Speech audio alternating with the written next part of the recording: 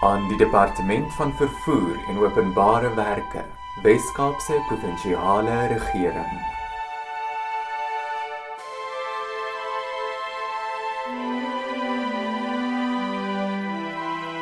Dankie vir die nuwe teerpad.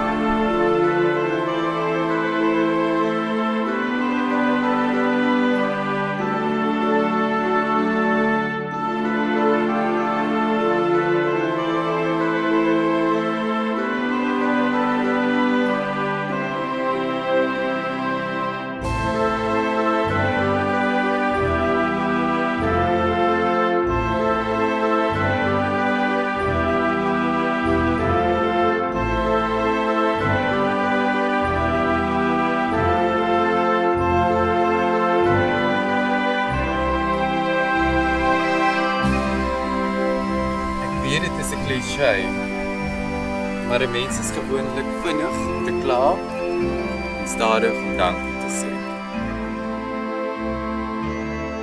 Vir my is die teerpad soos 'n ongelooflike tasbare wonderwerk wat gebeur het. Ek dink nie ons besef altyd wat so groot en nimmer eindigende proses dit is om paaie te bou en in stand te hou. Ja, dit is byna te vergeefs.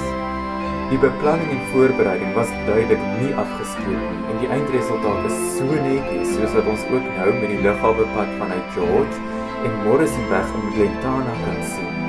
Dankie vir die opoffering van elke werker wat wind en weer en ander omstandighede moes trotseer om hierdie geskenk vir ons moontlik te maak. Elke keer het ek vir my ouers laat weet, hulle trek nou daar en nou trek hulle daar.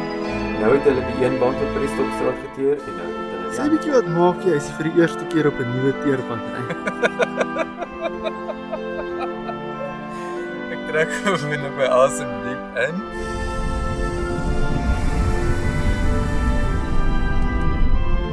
Wow.